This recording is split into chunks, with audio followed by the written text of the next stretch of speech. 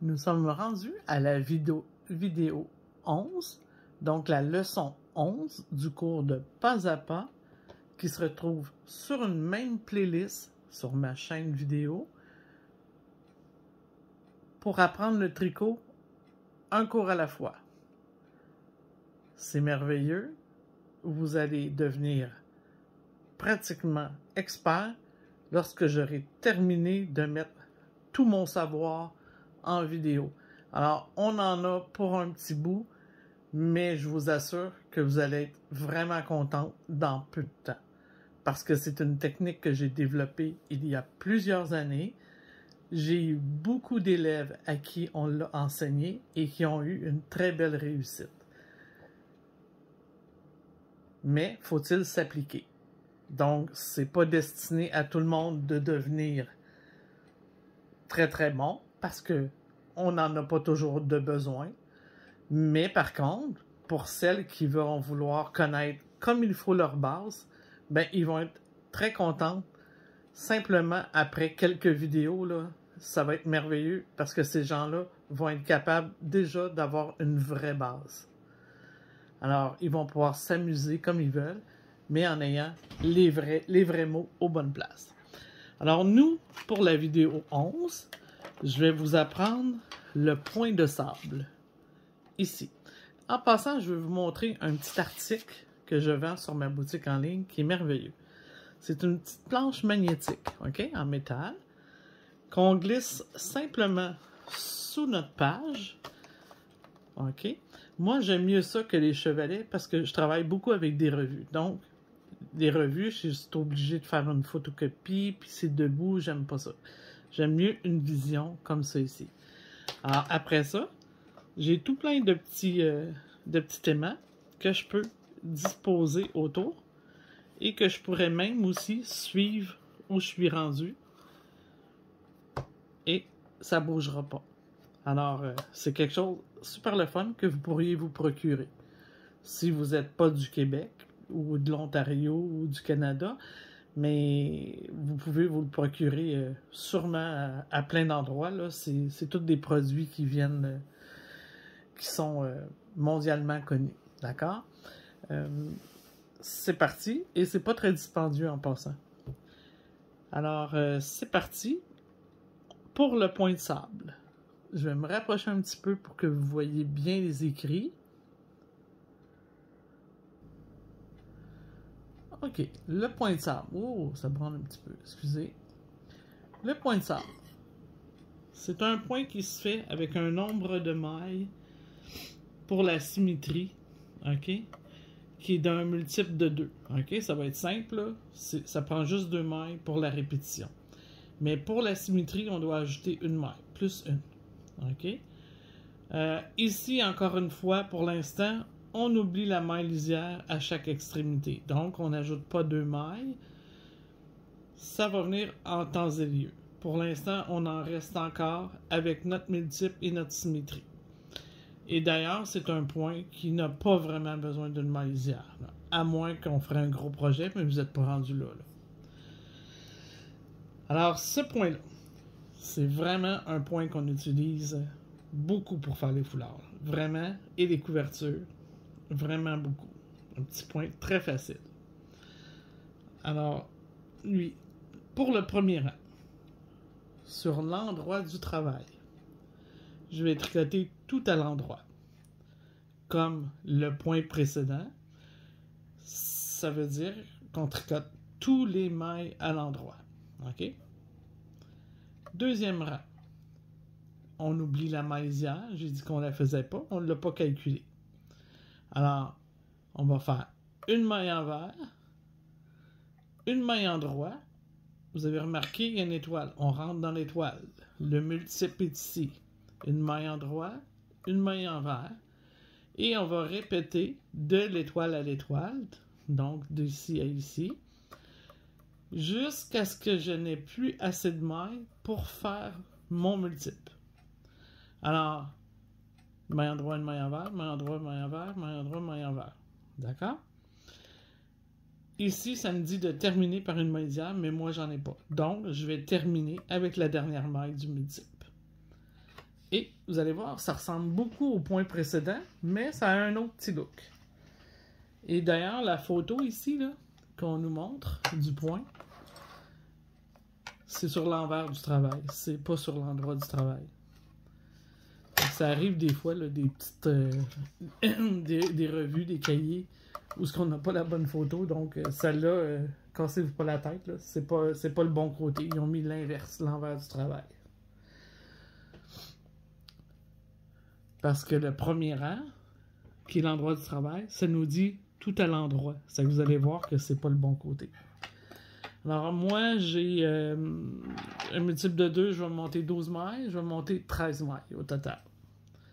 Alors vous vous rappelez comment monter le nœud coulant toujours. Petit nœud coulant super facile à faire. On n'aura pas de couture, donc on laisse pas long de fil pour débuter. Je vais monter mes 13 mailles et on se revoit en montage régulier. Alors, j'ai monté mes 13 mailles en montage régulier et j'exécute avec vous le premier rang de mon point. Alors, ici, je fais des mailles tout à l'endroit pour mon premier point.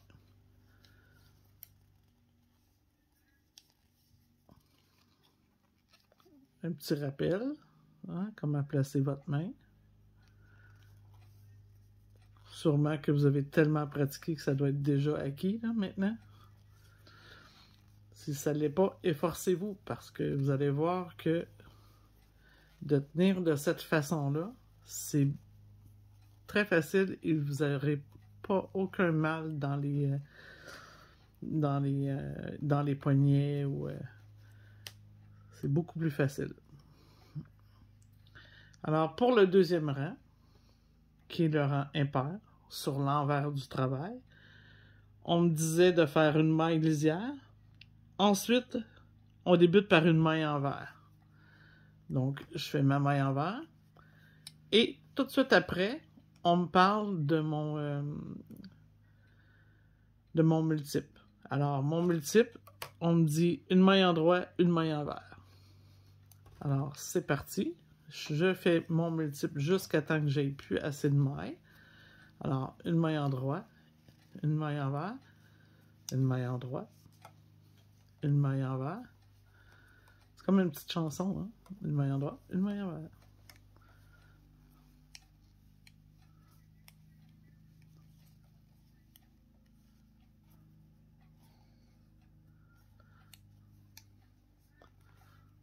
Et vous avez remarqué, hein, comment que je fais la suite de ma maille envers, je l'envoie toujours, puis clac, ça fait tomber ma maille.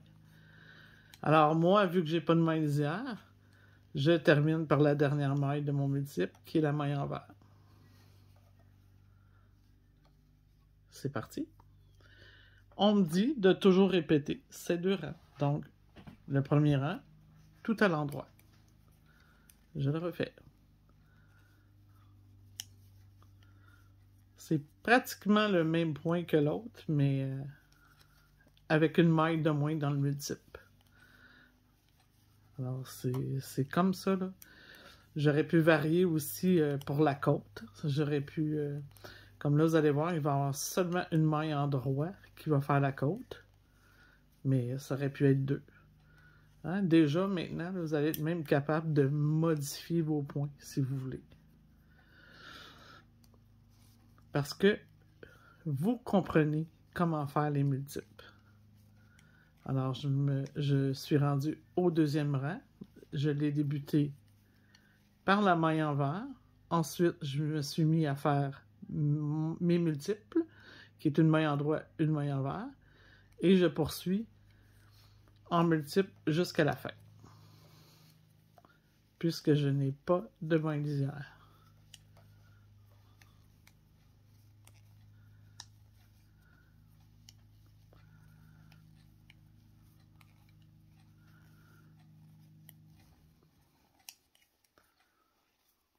Et une maille en droit et une maille envers. Ces jolis petits points-là, souvent, ils vont se voir mieux après quelques rangs. Alors, on peut voir un petit peu là que ça commence, mais je vais en faire un petit bout pour que vous voyez mieux le point. on se retrouve. Alors, je vais vous montrer. Ici, là, j'ai manqué de laine. OK? Je peux pas terminer mon rang. Donc, il faut savoir ça. Lorsqu'il me manque de laine, que je peux pas terminer mon rang, raboutez pas des laines. Allez défaire jusqu'au début du rang. Et je vais vous dire la raison pourquoi. Parce que il existe tout plein de petites manières de rentrer les laines. Mais ça finit toujours par paraître sur le dessus du tricot. Vous voyez, là, je défais aussi à l'inverse, comme ça.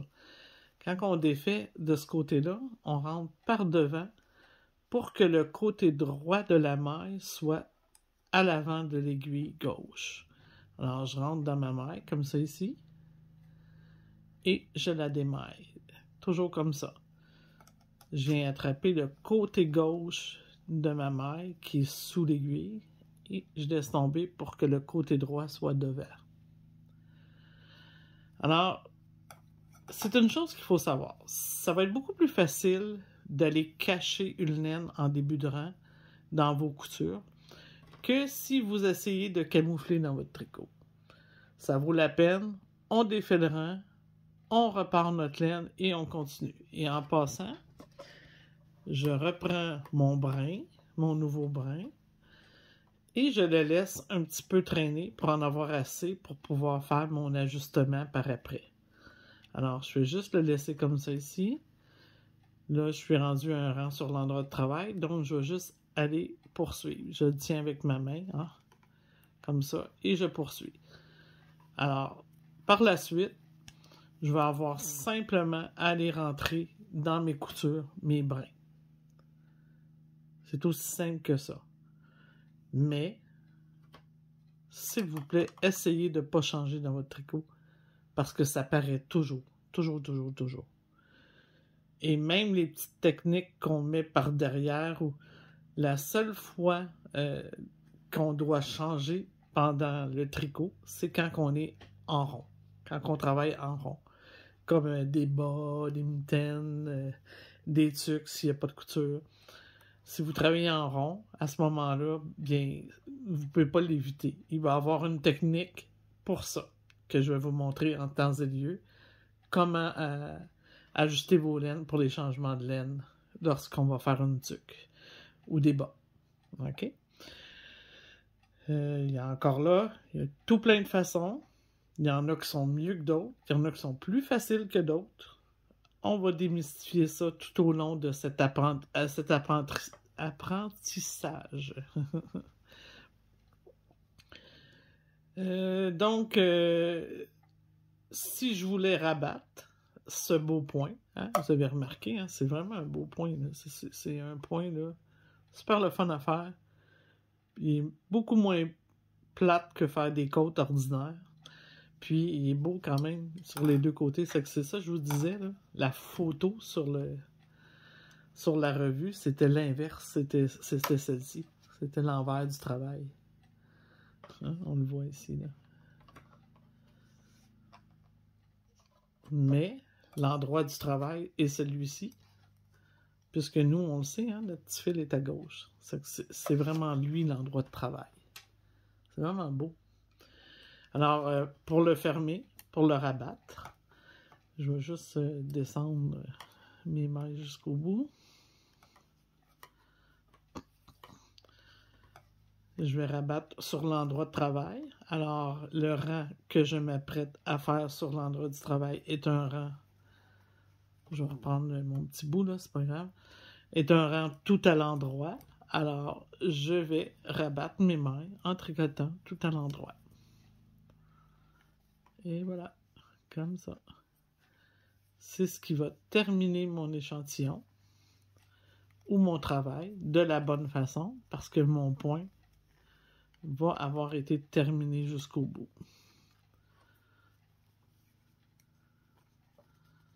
Oh, ici, j'ai fourché ma laine. Je vais reculer. Je vais reprendre mon petit brin et je vais le tricoter.